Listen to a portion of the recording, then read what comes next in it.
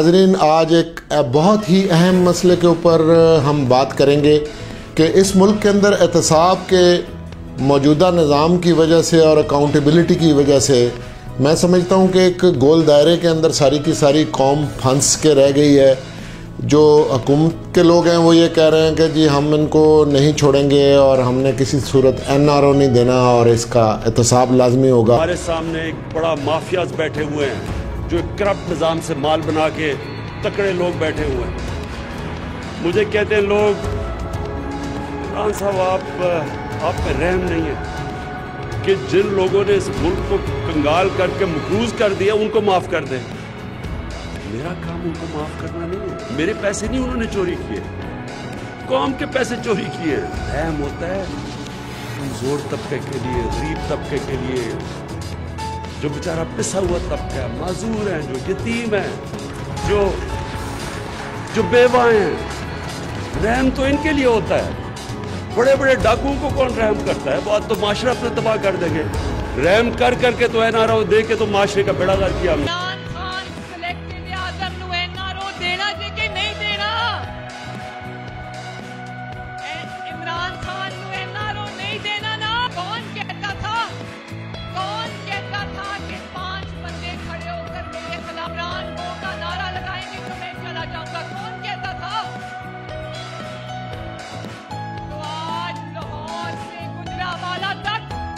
लोगों का एक ही नारा था, गो न्याजी, गो न्याजी, गो न्याजी।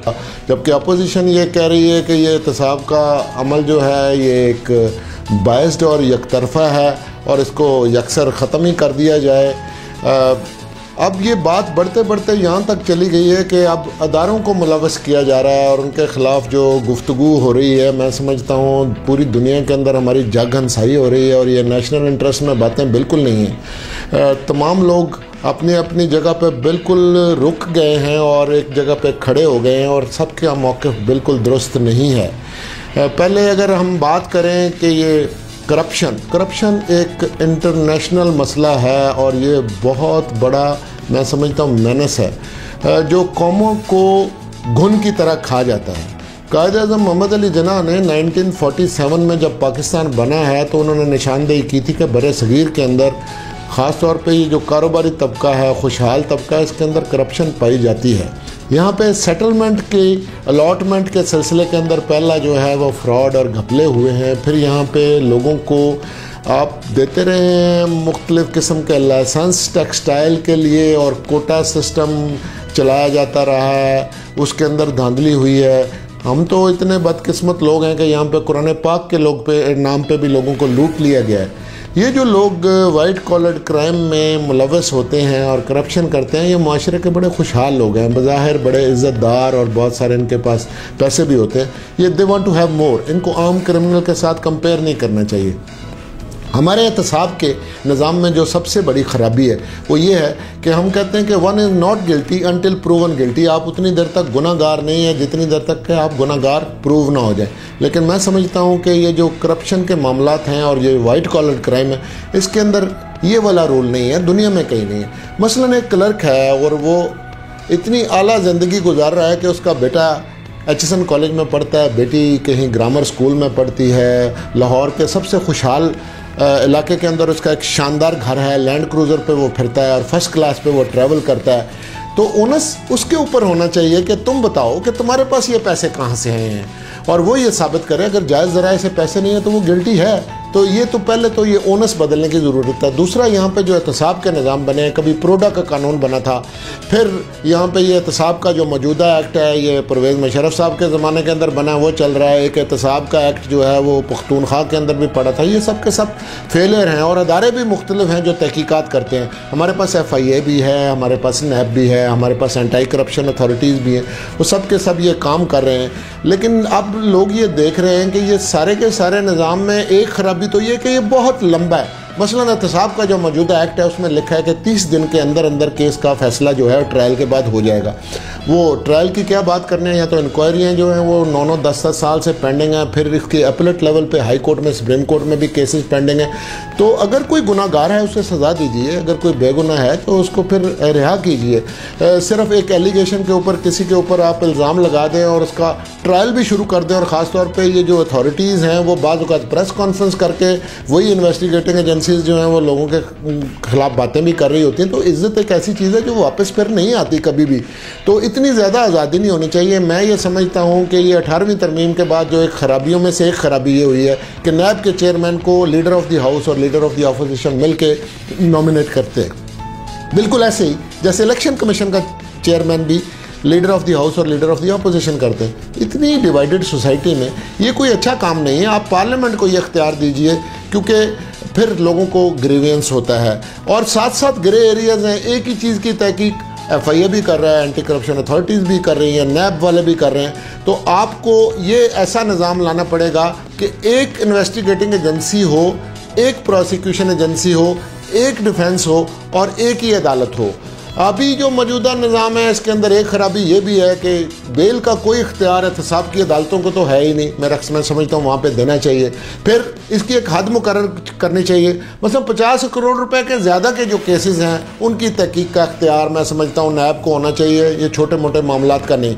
फिर जो टैक्स रिलेटेड डिस्प्यूट्स हैं, जो FBR से मुतल्लिका केसेस हैं, वो वहाँ पर that can be taken care of. Taxation authorities के पास आप जा सकते हो। और ये जो मामलात हैं ये नैब में लाना हर तरह के केसेस ये भी मुनासिब नहीं है।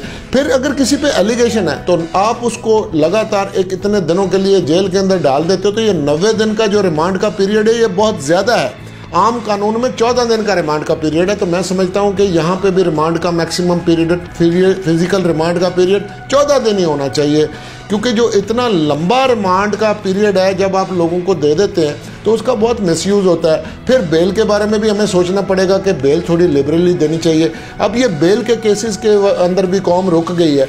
अब मेन केसेस का फैसला कर दें। जज साहबान को भी चाहिए कि उसके तवज्जो दें कि मेन केस ही डिसाइड किया जा सकता है, आप बेल के अंदर पढ़ते क्यों हैं। तो ये सारा काम करते करते हुआ ये है कि लोग खौफजदा हो गए, बिजनेसमैन भी रुक गए।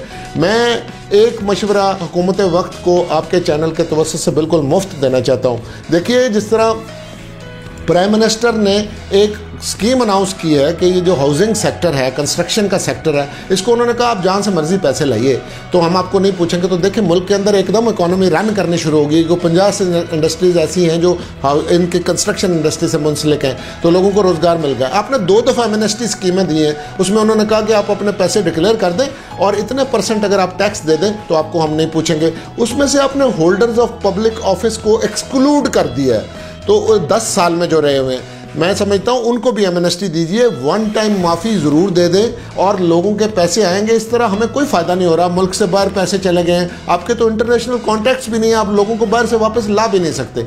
तो आइंदा के लिए कोई करप्शन ना करे, ये क्रॉस द बोर्ड एहतसाब होना चाहिए। और अपोजिशन को भी मैं ये कहता हूँ कि आप जो हैं वो बायकॉट करके बाहर आ जाते हैं और गवर्नमेंट ऑर्डिनेंस से कानून साजी लाती है, वो फिर उनको वापस लेना पड़ जाता है। आज की हुकूमत कल की अपोजिशन है, और जो आज अपोजिशन है कल हुकूमत भी हो सकती है। तो निज़ाम ऐसा चलाएं कि जो सबका एहतसाब हो और तसलसल के साथ हो। कहीं ये इल्ज़ाम ना लगे कि जी परवेज़ मुशर्रफ साहब के ज़माने में शायद दोनों पार्टियों का, पीपल्स पार्टी का और मुस्लिम लीग नून का एहतसाब हो रहा था, फिर बेनज़ीर नवाज शरीफ का एहतसाब कर रही थी, नवाज शरीफ बेनज़ीर का एहतसाब कर रहे थे। अब इल्ज़ाम ये है कि शायद ये जो हुकूमत वक्त है ये उन दोनों पार्टियों का जो है एहतसाब कर रहे हैं। और हालांकि देखने की बात यह है कि मैं आपको बताऊं, जो घपले के टोटल केसेस हैं इनमें से जो सियासतदानों के खिलाफ हैं, टोटल सिर्फ 31% केसेस सियासतदानों के खिलाफ हैं। इसमें से 70% केसेस जो हैं वो तो बिजनेसमैनों के खिलाफ हैं। लेकिन अब पिछले दिनों सिविल सर्वेंट्स ने कहा जी हमारा अपना निज़ाम है, हम खुद एहतसाब कर लेंगे। इसी तरह फिर पॉलिटिशियन कहेंगे कि जी आप पार्लियामेंट्री पार्टी से हमारा एहतसाब करा लें।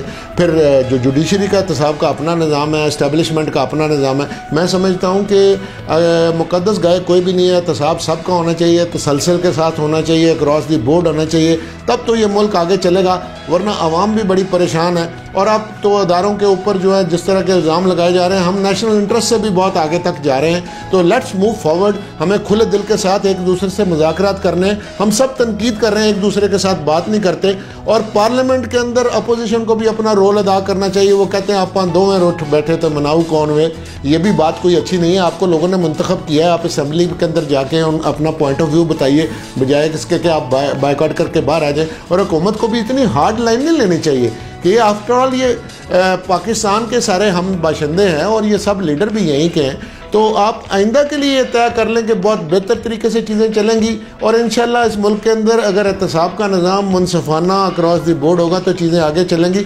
इस वक्त दुनिया जो है परेशान हो रही है। हालांकि कोविड-19 के बाद पाकिस्तान की इकॉनमी अब चल पड़ी है, ये CPEC वगैरह की वजह से बड़ी बेहतरी है। टेक्सटाइल के इतने हमारे पास ऑर्डर हैं कि हम पूरे नहीं कर पा रहे।